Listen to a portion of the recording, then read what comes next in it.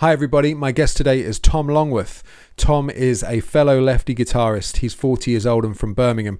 Tom's done a whole load of stuff in his career, a lot of session work, and since 2012 has been the guitarist for Robbie Williams. Hi Tom. Hello. How are you? Yeah, I'm good, thank you. I'm very good. Good. Thanks for coming on doing this, man. Fellow lefties are hard to come by, and we've just established actually in the lead up to this that we're virtually the same age as well. And we've both turned 40 recently. Yes. I'm not in the exact place I was expecting to be when I was 40, but I could be in worse positions. Yeah, it's a funny one, isn't it? I was thinking exactly the same. Not exactly where I thought my life would be at 40, but hey, we're both here chatting and we're going to have a good time. So listen, man, I want to, I see some guitars behind you. Can we talk about those? Yeah, sure. Yeah. What have you got? Anything in particular? What that looks like some Gibson headstocks there. Indeed. Yeah. We can go from left to right if you want. We got. So the first one to pick up out the rack here is the Gibson 335 or 335 as some people reference it as. I see guitars, being left-handed, guitars as like car parking spaces. If you go to London, you're like, there's a car parking space, get it quick, Exactly. And you're not really, you have to look for them all the time. You can't just go, oh, I fancy a Les Paul and then there's one, because they just don't, they're not there. So you kind of always look in, and then if you see one, you go, oh, I haven't got any money, or I don't need that, but I'm going to get it. It's sort of thing. It's a weird, It's a completely different way of looking at buying guitars to me. How long have you owned that one for? This I bought in 2014, I think, 15. Was it new when you bought it? No. This is a great story behind this one, because this is a 2011. No, sorry, no, it's not. No, that's a complete lie. That's the other guitar. This is a 2001, which was a really good year for Gibson. So it was in that kind of pink case era. The inside of the cases were like pink. Yes. And blue. They had two, pink and blue. So it was just coming to the end of that good era for Gibson. And this came up on eBay. And I was like, okay, that looks really nice. And it wasn't too far. It's just into Wales. I'm in Birmingham, so it wasn't too far. 40-minute drive. Went to just over the border into Wales. I went in. It's this old guy's house, and it'd been in the loft. He'd bought it, 2001 or whatever, and it hadn't been played really at all, I don't think. Wow. And he was just like, oh, and all the strings were like mega rusty and old. Yeah. But the guitar didn't have a scratch on it, and it still had the plastic on the pick guard. And I just played it. I couldn't play it because it was just like set up badly and it was all rusty. And I just kind of went, yeah, I'll take this one. I can't play it. It's completely rusty. But I knew it would be great. And I took it. And I don't know if you can see the flame on it. It's really, I don't know if it picks up. It does just about. But it's really, really, really nice flame. I've seen so many of them and I'm like, gosh, the flame on mine's really nice. Oh man, I'm so jealous.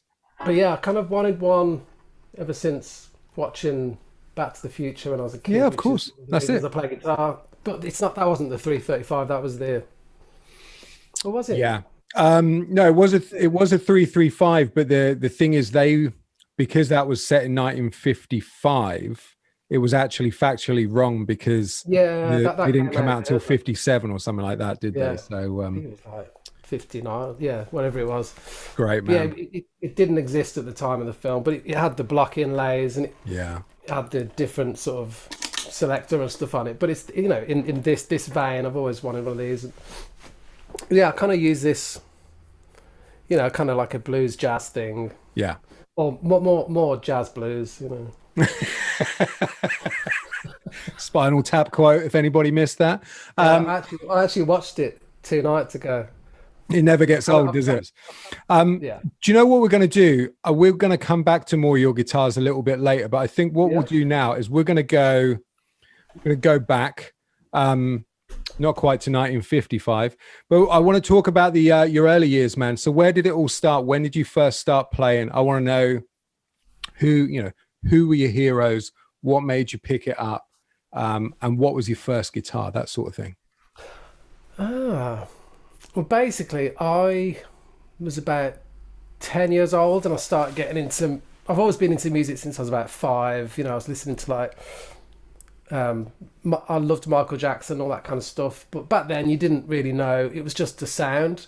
You know, it wasn't, oh, there's a guitar and a bass and drums. It was just this noise, and I just knew I liked this noise. And as I progressed, I kind of got into Def Leppard and Guns N' Roses and stuff like that. And then Nirvana and things. And I just like, obviously the Back to the Future film and stuff. I was like, okay, I really want a guitar. When I was 11, just kind of imagining, you know, like the 335 or the Les Pauls, you know, you just kind of looked at them and fascinated. And I got a Fender acoustic guitar for my 11th birthday. I was like really amazed that I got a guitar, but it was just not the guitar I was looking for at all, really. Sure. Like, you know, it's something inside you going, I've got to learn this now in order to progress onto the electric. I've got it here, actually. Yeah, but they're the best ones to have, aren't they? Because they're the ones, like I've said in previous interviews with people, they're the ones that you learn your craft on. They're the ones that you bust your fingers on, knowing that one day you will own that Les Paul or that 335. Yeah, I mean, so this is actually it, the Fender. See, that's great, man. It looks like a nice guitar. Yeah, it isn't too bad. I haven't played this in like 7 years, so there you go. It's out of tune, but you know, you kind of learning, and it's fine. And it was brilliant, you know. And then I kind of got to like school, and there was like the school rock bands were there, and there was like the 50 years had the rock band, and I turned up in the first year, and I went to music lesson. I was like, yeah, I can play guitar. And all of the teachers were like, you need to be in the school rock band. And I'm like, but they're massive. And they're like, they just pushed me into the school rock band, and they all just looked at me and went, what's he doing here? He's like, you know, 11 and we're 15. Were you self-taught or did you have lessons? I did have lessons, yeah. From when I was 11, I used to go to this place in Hall Green, actually, in Birmingham. And I don't know if I should tell that story. No, I won't tell that story. Anyway, I was taught in this house. It's really weird. There's a residential house which had been sort of converted into this guitar tutorial business. It's really weird. And there was like in the kitchen was the reception, and then there was the front living room was the one guy teaching. Upstairs there was a couple of bedrooms with another couple of guys, and I had the one guy for a year or two. This old fella, you know, just literally I was learning to read, sight read and play, you know. And I absolutely hated it, to be honest with you. I really didn't like it. I was like, this is not what I signed up for. What sort of stuff were you learning? Was it very much old school type stuff? Yeah, it was literally just learning to read and just play single notes. Yeah. I hadn't even started really playing chords or anything like this. It was more that classical style thing of learning to read and all that kind of stuff. I didn't really enjoy it. And then he unfortunately passed away. And then I got moved down to the other fella downstairs in the front living room. Right. And I was with him for about, doesn't seem very long, maybe 4 months or something. But he had the electric guitar. He had a 335, and I was like, this is better. And he had backing tracks. He was doing like, I was playing like the Dire Straits, stuff like this. And I was getting more into the riffs and grooves. And then unfortunately he passed away. I see a pattern emerging here. And then they said, well, is it possible for you to go to the third guy? And I said, no, I wouldn't wish that upon him. I wouldn't wish that upon him. So I didn't go to the third guy. And I moved on. And I went out from there and I went to, I don't know if you remember Ronnie Scott's in Birmingham. You know, it was a great jazz club back in the 90s and stuff. It's, you know, really bustling. And there was a jazz musician there who taught on the weekends in the dressing room of Ronnie Scott's, and I had lessons there for probably from when I was like 12 to about 16, I guess. Yeah. Okay. It's funny, isn't it? It's a funny one with the luck of the draw with your teachers when you're learning to play guitar, because when I first started having lessons, I thought it would be very much like how you've just explained your first teachers were, where it's kind of like older guys, teaching you a lot of theory, saying this is a guitar, blah blah. You know, I don't know at the time when I first, I was 7 years old, but when I turned up for my first lesson, I just imagined it to be some old dude. I was really lucky though in that I had a teacher called Mick Reeves, who lived in Luton, and he was the most, like, he opened the door and he was like, had like a mod haircut, and it went into his teaching room and he had like pictures of the Who and Jimi Hendrix, and I was like, wow, like what is all this about? You know what I mean? Like, kind of show me the ways, and he was amazing, you know. But sometimes it takes you a few starts to find the right person who can sort of start to steer you down the track that you want to go down. You know what I mean? Yeah. I mean, with the guy, the Ronnie Scott, I still use licks he showed me from when I was like 14. It's like really weird. I'm like, I play stuff and I'm like, oh, that's what I learned from Steve. You know, his name was Steve Layton. I remember like him teaching all these. It was really weird. He taught loads of different styles to me, and I didn't quite understand it at the time. I was like, what's this? And what's the point of this? It's only later on in life I kind of went, oh, okay, bluegrass. Okay, I need to record some kind of bluegrass style. Oh, I know some of that because it was just there. It was in there. Yeah. Yeah, I do occasionally occasionally use a few of the licks that I learned then. The school band thing, was that like your first experience of playing in a band, and how did that work out? Yeah, it was. Yeah, it was pretty fun. But obviously after that first year, all those guys left. So sure, there was a different band emerged. It kind of went a bit more synth pop after that. I can't remember the songs we used to do. There was a keyboard player and things. I went through that. But by the time I got to 13, the school band thing wasn't really a thing that I was doing. I was having bands externally. Right. So tell me more about the bands that you started playing with outside of school. Like when I was about 13, it was like my first proper band called Arizona Circus. I've still got the tapes somewhere, you know. It's like I listened to them and it was really awful, but it's such a brilliant learning curve and all that kind of stuff. And that kind of went on 13, 14. And then I joined a band. It was kind of a bit strange, but I joined this band called Size 9, and the lead singer, the main songwriter, was a lot older. You know, I was like, say, 16, and he was like, I was going to imagine he's like late 20s or so. Well, he probably seemed like he was in his 40s to me, but he's probably like late 20s or something. And I felt really young in the band, but it was around the time of the Ocean Colour Scene sort of thing. Yeah. In Birmingham, all that, the Ocean Colour Scene were a huge band then. And there was a big, you know, obviously a big scene in Birmingham with all those kind of bands, and it was kind of in with that kind of group. And I just, from there, it was just like meeting people, you know, it was a big bustling scene, playing loads of gigs. And then, yeah, from there, I started my own band in college with a few guys I met there. And then I joined a band called Alaska when I was 18, I think, 18 or 19, which from there I was in that band for 10 years then. I think it was 10 years. Kind of we were one of the sort of best unsigned bands in Birmingham type thing at the time, you know. There was a lot of them. It was a really good scene. And we went out to America with that band. Atlantic Records took us out there, and we did a few things out there in America about 2001. Nice. Yeah, we did loads of really cool stuff, but we never made it, basically. Sure. We were just too lazy as a band. I do look back and go, we were far too lazy. I think we kind of spent too much time taking drugs, I think. Yeah, it was one of them. You're like, if we didn't take so many drugs and drink so much, we could really get a lot of stuff done here, yeah. But yeah, I did that for, you know, 10 years. Up until I started the session work, really. So yeah, so let's segue into that then. You know, the move from going into the bands. How did you start to pick up the session stuff, and what was the point where you thought, you know, this is good, I'm sort of managing to scrape a living here, kind of thing?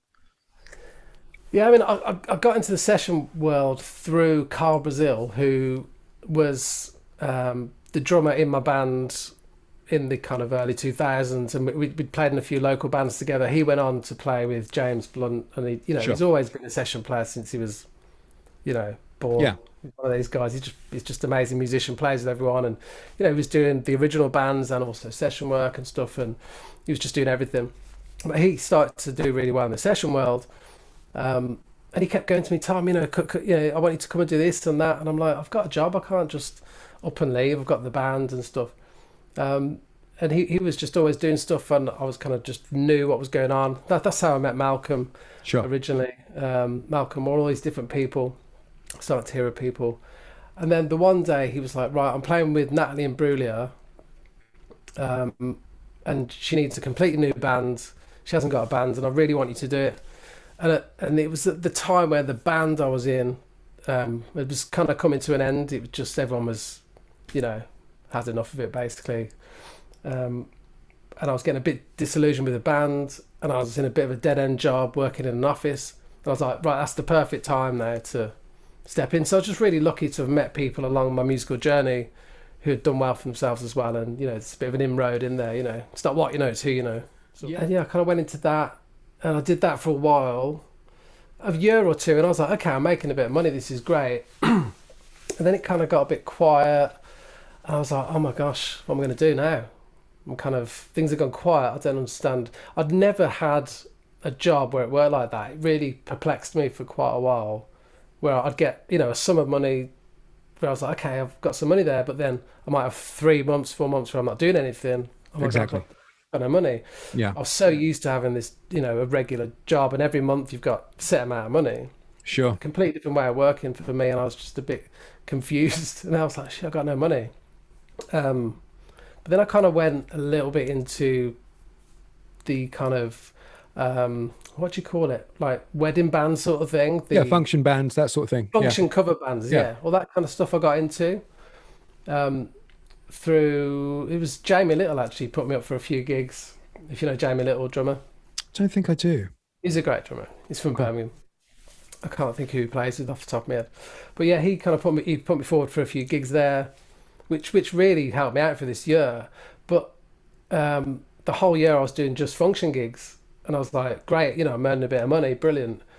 But then in retrospect, I kind of looked back at that and I went, that was a massive learning thing, because I had to learn so many songs so quickly all the time, and loads of different styles and genres. It really, really broadened my kind of guitar playing, and absolutely. being able to go, right, we need to play this style of song or that style of song, because I was kind of stuck in one genre a bit, sure, like rock sort of style. Then all of a sudden I'd kind of really progressed with being able to learn songs quickly, which I found really, really helped as I went on.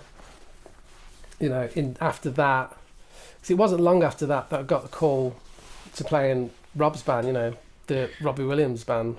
So let's talk about that. I mean, that must have been quite an exciting opportunity. And what was the deal? Who did he have in his band before, and who did you take over from? How did all that work? I took over from Neil Taylor, who'd been in his band for like 10 years. That's right. I remember. Yeah, I know who you're talking about now. Yeah. He'd been with him a long time, right? He's an amazing guitar player. He's played with, he played with Tears for Fears, and he's played with like Tina Turner, all these different people. And he played with Natalie Imbruglia as well. He was a classic guitar player for a while. He played with Rob for 10 years. He's an amazing guitar player. And I was really surprised myself that, okay, he's not in the band. I mean, it was kind of I think Rob had a bit of a time off and a bit of a break, and he wanted this freshness to the band, and he wanted a new band sort of thing. And he'd already got Carl fairly recently, and his MD was Beardy at the time, and he wanted a bit of a shift up in the band. And so what year was this that you joined Robbie Williams?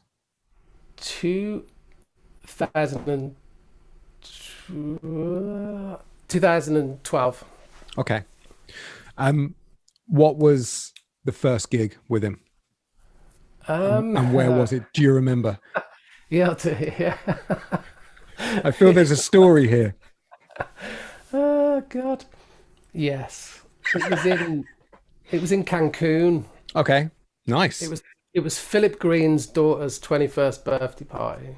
Oh, okay. So it was like a corporate type thing. It was a corporate gig, but it was in Cancun, Mexico, in this big resort. We get to the hotel, and it's this amazing, crazy hotel. and it's this like week-long weekend. I guess it's 3 days long party, and the people performing there were the Beach Boys were playing a morning, or however many of them there are left. Yeah. Bruno Mars, Michael Bublé, who else was performing? I think Mariah Carey. Oh, I don't know. I can't remember, to be honest with you. But there was loads of crazy guests as well. So really, it wasn't much different from your function band days. You're just doing another function, right? It was exactly the same. Exactly the same. But just with a few more quid. We played the exact same songs, but yeah. We played Angels and Let Me Entertain You, so it was fun. And but yeah, the very first gig was in the audience was the main thing. So my first gig, okay, Tom, this is your big, and it wasn't actually I was in the band at that point. It was actually my audition. Right. I said, right, come over to LA, do some rehearsals, do this one gig, and then if it goes well, you're in the band, sort of thing. So in the audience was Matt Bellamy from Muse, Stevie Wonder, Ronnie Wood was in the audience. Oh my God. Then you had like people like Leonardo DiCaprio and Kate Moss and all these kind of people. We just basically sat there, and Coldplay, Chris Martin, all these kind of people were just there. Yeah. Watching this show, amongst others. It was great, and then I loved it. I think I kind of thrived off that. I think it was a good thing to happen. Yeah. But afterwards, the great story was because we saw Stevie Wonder was like just there, right? And he was having a drink. Stevie was having a few drinks, and I'm just looking at Stevie Wonder going, "This is mental." I'm like stood here in this, in the middle of Mexico somewhere. God knows where I am. Stevie Wonder's there. On the way out, he came out and we bumped into Stevie, and it was actually our RMD Paul Beard was like, "I'm a massive Stevie Wonder fan. He's a massive influence on me." So he went to say hello, and he said, "Oh, it's really nice to meet you." And he was like, he holds your hand, Stevie. He's like getting the vibe from your hands, Sure. He's going, "It's really lovely to meet you," and it's like, you are a massive influence on me, and all this kind of stuff. And he goes, "That's great, man. Yeah, cool." He said, "Oh, is it possible for you to tell Robbie that my favourite tune of his is I Want You Back. I Want You Back for Good." It was like, yeah, I'll tell him. So Stevie Wonder's favourite Robbie Williams song is Back for Good. So that was it then. You were in at that point. So where did you go from there? What was the first tour that you did? What are all your memories of doing all the big stuff? Well, he did a mini tour. It was going back to the to venues he played on his very first tour. So we went to now a lot of them were like academies, whereas originally we went to Barrowlands and. Oh, so it was the smaller venues. Great. Yeah, so we did 2000. It wasn't that the popularity of the group was waning. Right. It was a more selective audience. Sure. Yeah. that old chestnut. Yeah. Yeah. No, it was absolutely fine. It was like a little tiny tour, and it was just sweat pouring off the walls, and we just went out without any brass, without any don't even think we had BVs. Maybe we had one or two, but it was just really, really like rock and roll show. Just played as all the old tracks off his first record and stuff. So it's a lot more indie rock sort of stuff. Yeah. They were mental. Yeah, they were really good. We did that in say the summer of 2012, and then we went straight into after that to the O2. Okay. I don't know if you've seen the In the Round gig that he did. Yeah. Which was pretty rock and roll as well. But In the Round, and that went for 3 nights at the O2, and the last night went live out on Sky One. And they don't tell you, so you walk on and say, "Oh, by the way, it's a live stream to." Yeah. You could have told me before. Or you could have told me when I was coming off. I would have rather have known later. Yeah, told me they're coming off. Yeah, so it was that was absolutely amazing. But the funny story about that, it was because we got the brass section in for that. Okay. So the brass section, Beard of the MD, he knew those from another tour he did. He might have done it with Sheryl Crow, maybe, I think. And he met these guys, but they'd actually supported Rob on his huge tour that he did back in 2000 and 6 or whatever it was, the huge tour, and they were in Basement Jacks.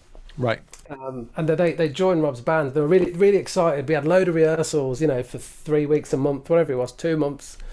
Really amazing rehearsals, all this brass stuff. We turned up at the O2, and it's this round stage, They're like, right, where do you want us? And they're like, we under the stage there. They were like, what? Yeah, you just stand under the stage there. It's fine. He's just in their face. No. But they in certain songs, they'd come up and walk around and stuff. Okay. As part of the choreography. But yeah, for the first couple of tracks, when they came out, it's a big thing. It's like they were under the stage. Oh, wow. God bless them. And they didn't know until they got there. Yeah. They should have told them after. Right?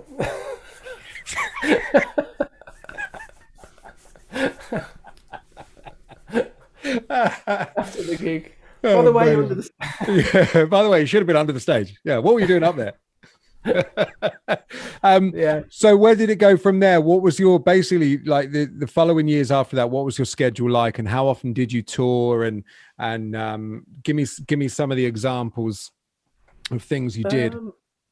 We kind of progressed up from that to what did we do after that? So after that album, that was the Take the Crown album. So because that was the O2 stuff, and then that was the November. And then he basically announced a stadium tour. Right. So we did a whole of... It was basically a European stadium tour. I don't think we went...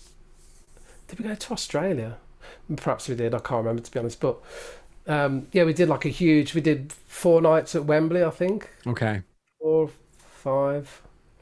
And it was just ridiculously huge. This massive stage show.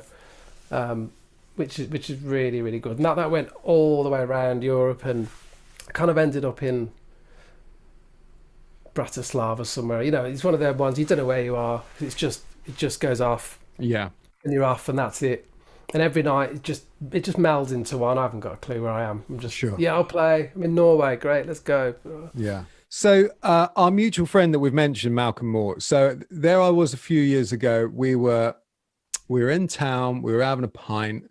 And we were talking about, me and Mal were talking about flight cases. For some reason, we got into the subject of flight cases. He loves a flight case, Malcolm. He does. Oh, he loves a flight case, that lad. But anyway, we're talking about it, and he said, oh yeah, I just got some new flight cases. I was like, oh, cool. What'd you get? And he explained to me what they were. I was like, all right. And then he stopped, and I thought, I said, Mal, like, what's the flight cases for then? He goes, oh, I'm doing some gigs abroad. It's like, right. It's like, Mal, who you doing the gigs with? And he said, Robbie Williams. He said, yeah, it's a mix of some corporate bits and stuff like that. So I'm going to say about a month later, it was the summer of 2000 and it was when we had that heat wave. And the World Cup was on. So the World Cup, I was at home and I remember putting the World Cup opening ceremony on and I'm watching it. And there I see our friend, Malcolm Moore, and your good self at the opening of the World Cup. I mean, what was that like? That was, I said the O2 was, the gig to remember and all this kind of stuff. It wasn't a gig. It was weird. It was just, but you can't even, it's like, just crazy, going to Russia to do the opening of the World Cup was just because at that point, your audience is stratospheric, isn't it? Really, the amount of people that will be watching the World Cup opening ceremony is a completely global event. Yeah, and there you guys were. So how did it work? Because he, obviously I text him literally as you guys were just coming off. I was like, oh, now I know what you need your flight cases for, And he texted me saying, yeah, sorry, couldn't really say very much about it. Was it a matter of turning up? Did you rehearse the whole thing? Well, no, we weren't playing live. No.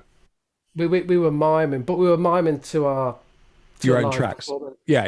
Yeah, it wasn't the record. It was was tracks from a live gig we'd done, so essentially it was live, Yeah.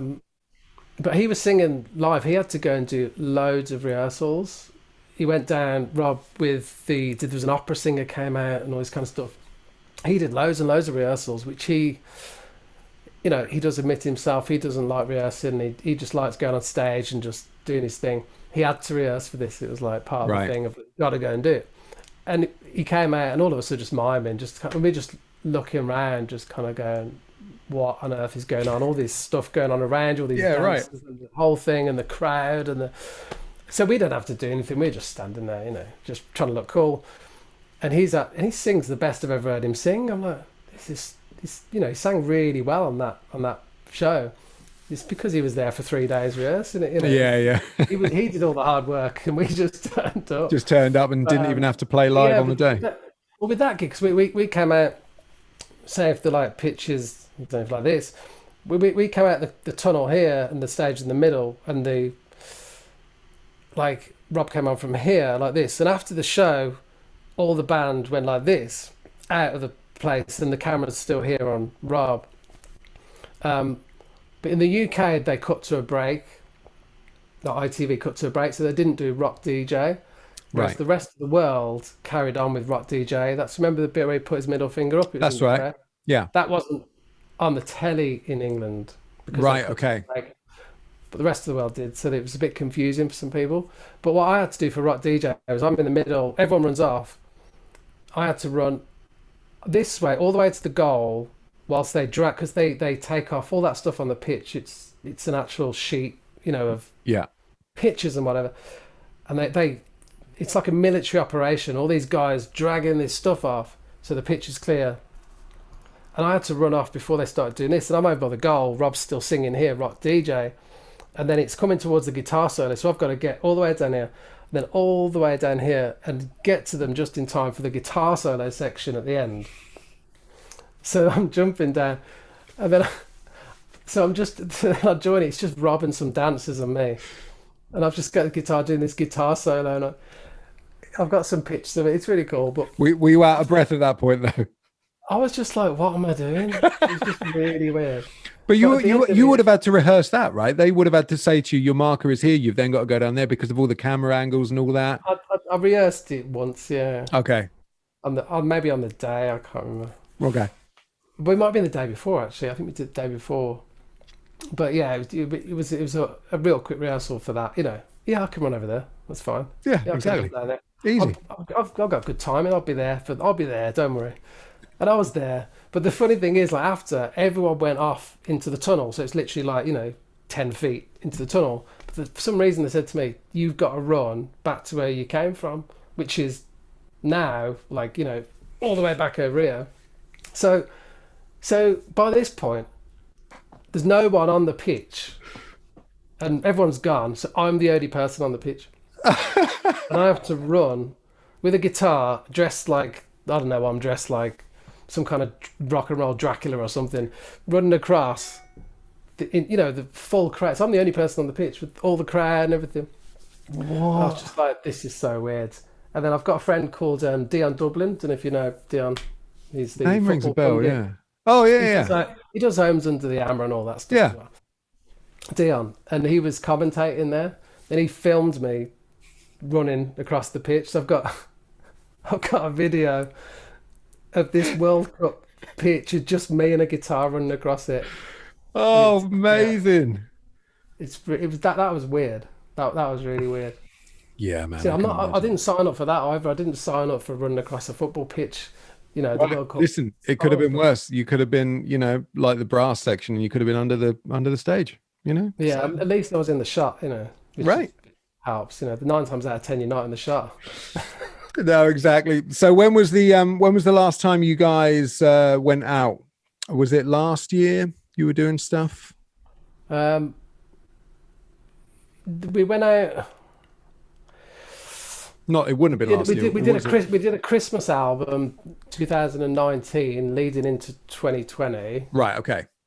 So we were finished for Christmas 2019 to do. We'd also done shows in Vegas all of 2019 before the Christmas stuff. We'd done 2 residencies there, which was again a completely different thing and amazing. I keep forgetting these things. I'm like, oh.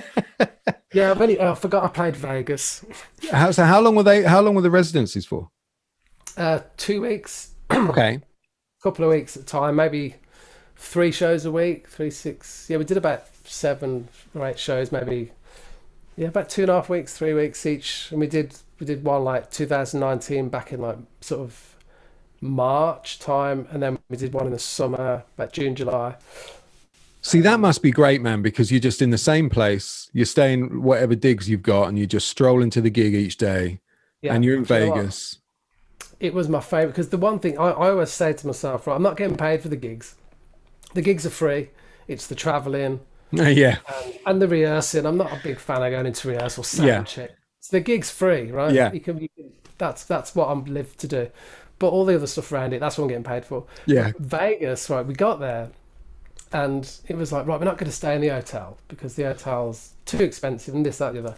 Let's just it'd be cheaper to get an Airbnb. And when you say Airbnb, it's not like a flat or anything. This is like a mini mansion. Right. We'll get like, so we can get 6 of us in that one, 6 of us in the other one, and that kind of stuff. Everyone just gets a couple of cars at the house, and we can just drive in and out, commute every day into the gig. Yeah. And everyone's just, you can just stock up the fridge of beer and food and have your own room for 2 weeks. And that was like the best thing ever. I bet. It's the way to do it. It's so good. Yeah. Absolutely amazing. Every day, just bowl in. All the gear's set up. You don't have to do sound checks. It's the same as the night before. Exactly. And then afterwards, I could just go back to my pad if I want. I've got my room and a beer in the fridge, or I can go out up the strip and go to a bar, that kind of thing. So that was like the best thing ever. I can imagine that was so much fun, man. Let's move on to gear. When you're out with Rob, how many guitars do you take out? What do you take out? It's a good question, actually. I think I have, hang on, let me count. 1, 2, 3, 4, 5, 6, 7. I think I have about 8, maybe 9. Okay. And it's not loads, but primarily, what are you using different ones for? Obviously, other than different tones, is there any different tunings? Is there any sort of strange stuff in there? Yeah, I mean, if I could, I would use the same guitar. Yeah. Pretty much for every song, really, unless it warranted something different. But it's capos and tunings with Rob. Yeah, like the one song is like capo 2, the next song is in D flat, E flat or something. So there's a lot of tunings. But then obviously, things like, I use the SG is like the main sort of thing I'd use, really, which is nice. That's the main guitar, and then the Les Paul kind of sort of just copies that, and I just switch with, depends. Okay, I can't use that because I've just used it with Capo 2, so I'll have to use the Les Paul, so just sure, whichever way the set works, I have to maybe swap them around depending.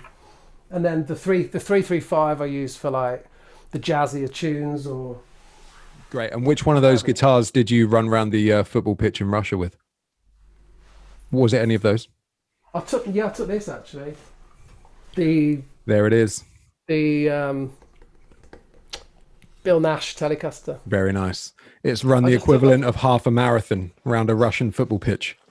Yeah, but I took this because it's probably the one I've released. Like, I wasn't too upset about it getting. I think we had to fly them out. Yeah.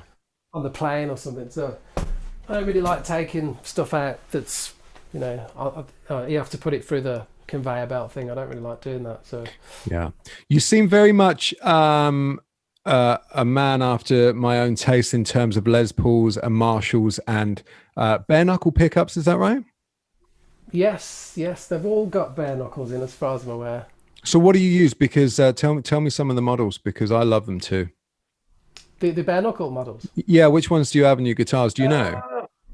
The 335 has Stormy Mondays in. Okay, I haven't tried those. What are they like? To be honest with you, they're really good. Great. But I don't think I even tried the original pickups in that guitar. Right. I think I took it straight to my tech at the time and went, here's this guitar. And I don't think I ever plugged it in to be able to kind of reference Compare. what it was Sure. like before. But yeah, it's a really, really sweet tone, just really nice, beautiful. You know, I Great. just kind of trust. I trust. I don't really question it too much with Tim. No, I know. And that's what I've said on here before is that literally every time I've needed a set of pickups, I've just gone to them and said, this is a guitar I've got. This is the sort of thing I'm after. They've sent me them. I've put them in and I've never questioned Yeah. it. Yeah, They've I've always never been really kind of. The only one I remember is because the SG I've had since 1998. It's a 97. I got it in 98 for my 18th birthday. So it's pretty old now, and it's right. been with me since then. But I only changed the pickups in like 2012 or whenever I joined Rob's band. I think that's when I started to change them over. So I really, I could tell the difference as soon as I put the bare knuckles in that. I went, oh, I can hear the guitar now. It was just like, oh, it just completely changed the tone of it. It was just, you know, the nuances. I could play it soft and loud, and it's just this beautiful thing. And people don't realize how much the pickup is a really vital part of the guitar. So much. And Really again, vital. it's something I always sort of bleat on about on here and that goes back to when I got an Epiphone Les Paul when I was a kid, and it squealed like crazy when it went onto a high gain setting on the amp. Changed the back pickup to, at the time, it was a Seymour Duncan distortion, and it just changed the guitar. And that's why even now, and I'm repeating myself for people that have seen other videos, but I can't tell people enough how important it is to get a decent set of pickups in a guitar, regardless of the value. You know what I mean? Because it just changes. Really matter, yeah. No, and like we've been saying, they are all so good. You know, I've got them in a Telly, I've got them in Strats, I've got them in various Les Pauls, and you know, all the models are great, man. And they're such a great bunch of guys. And I've known Tim for a long, long time. Hoping to get him on here actually for a chat about the history of it all, because they are a great British company. You know. Yeah, they're really good. I've never really questioned it. I can't even remember how I got onto them, but yeah, the SG was the first one. That's got riff-raffs in it. Yep. Which have just got that bite, you know, that of course kind of mid-range bite. And then the Les Paul, I went for what's the one that's like is it Mules? The Mules, yeah. I went for that, and I'm kind of I wished I'd gone. That's on that. I wished I'd gone for a mix of riff raff and mule now. Right. I kind of want a bit more of a bite on. I can't remember which one. Probably the bridge. But yeah, I kind of feel like I want a riff raff in there because it's quite a full, big, you know, sort of tone. I kind of fancied a bit more bite on that now. But yeah, I've got the mules in there, and then the Strat has got the Rory Gallagher ones, Irish Tours. Irish Tours, that's what I've got in my Strat. Yeah. Yeah, really and they're nice. brilliant, aren't they? Yeah, I noticed a massive difference in there as well.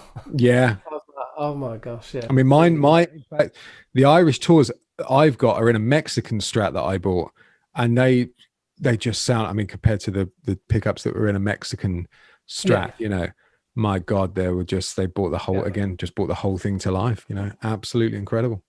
I haven't changed anything apart. Then the only one, the Bill Nash has still got the originals in because they're another great guy in America though.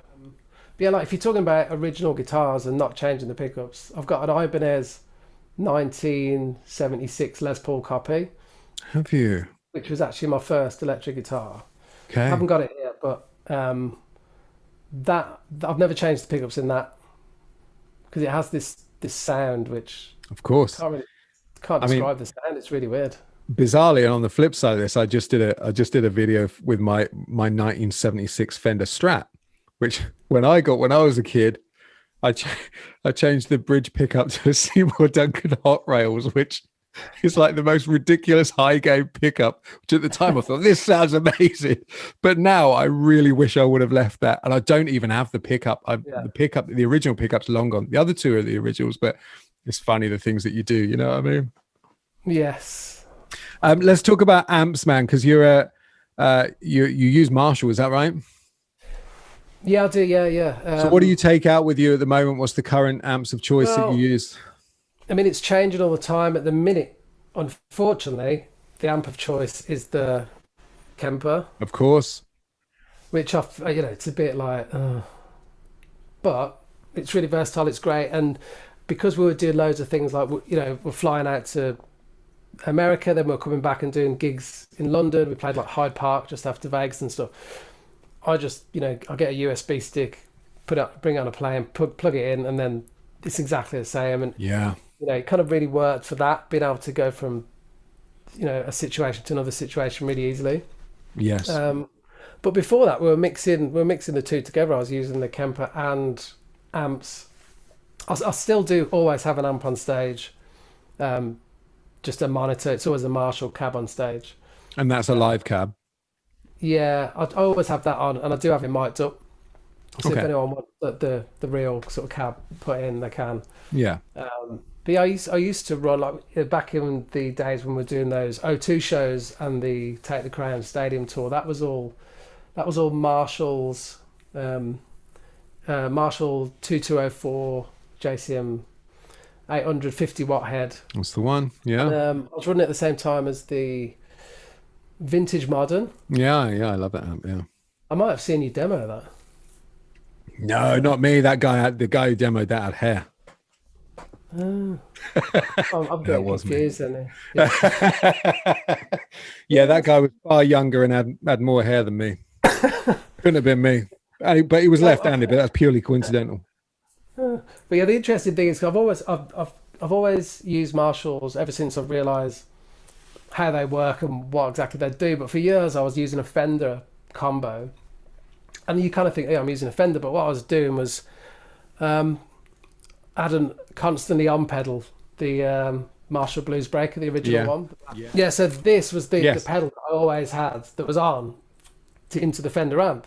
Okay. Yeah, so I was like, oh, hang on a minute. I'm a Marshall guy, right? And then there's the Governor. So, yeah. So yeah, I used to love that because you could get that really nice Marshall tone, but just with a quieter amp for a pub sort of thing. Yeah, I haven't seen a Les Paul yet. Come on. Oh yeah, this is probably because the SG is 97, which is a really, really good year for Gibson, and the colour of that is like beautiful. Yeah, man. Since day one, it was brand new. Yeah, you know, and I've got all the war marks on it and stuff. Yeah, nice. Cymbal hits and all this kind of stuff. And yeah, I was playing Hyde Park, and that happened because the Black Eyed Peas did something to it. I was trying to find out how that happened, but you know, How on earth did the Black Eyed Peas end up damaging underneath the third fret? They were, I don't know. This you wait until I see them Black Eyed Peas, and I got on stage. I'm on Hyde Park playing, and I'm going, "What's that? It's weird. Bit of a weird." Can I just ask: were the Black Eyed Peas on the stage with you, or did they do it by telekinesis? They beamed in via, you know. I knew it. Futuristic pod, and just damaged that guitar. Those guys are unbelievable what they can achieve. I don't know why they were playing the same gig as we were, but you know, they damaged my guitar, and I was going, "This is terrible. What's going on?" But I actually loved it because it was like, you know, Black Eyed Peas did that. Like the fact that as long as I could play it still. Yeah, exactly. Stories, you know, a few little stories along the way. Exactly. So that's a beautiful guitar, and the 335 is 2001, so that's like in the same era, and that's really good. This I bought because it's like the only one I've ever seen that was in my price range at the time. Okay. It's a 2011, which isn't the best year. What is it? Standard? It's a R58. Okay. No, V58. Okay. It's the vintage. Yeah. Okay. It's got that nice fade on it as well. Yeah. What do you call them? Is it R58 or V58? But it's the vintage. You know, they have the 59. Yeah. But the 59s, they made a real quite high quality version of them. It's like sell out $4 or $5 or something. This is about 1,300 sort of price range, and it's not amazing, but it's a nice, nice. Yeah, of course. I sound like I'm moaning about a Les Paul. It's weird, isn't it? Got a Les Paul, don't like it. A left-hander moaning about a Les Paul. What has the world come to?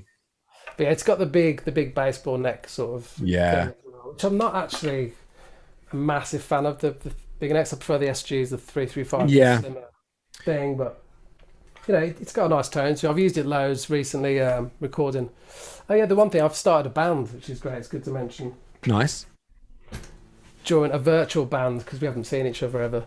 Okay. The last year we started a band with me, Car Brazil. I've always wanted to get a band together, like a rock band, sort of, you know, in the vein of the 90s alt rock, like Soundgarden, nice, you know, Audio Slave, Rage Against the Machine, you know, Smashing Pumpkins, whoever these kind of 90s bands.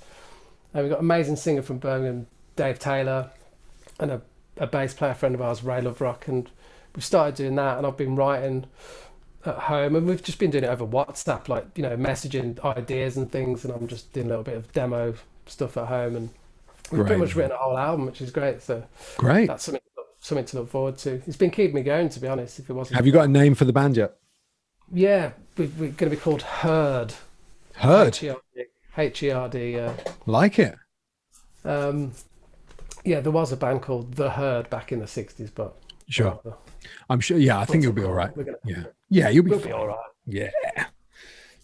So great, man. Tom, thanks so much for doing this and being with us, man. I've thoroughly enjoyed listening to your stories and looking at your guitars. Thanks, mate. No worries. No, I've really enjoyed it. Thank you very much. Anytime. Thanks, mate. Take care. Cheers. Cheers, mate.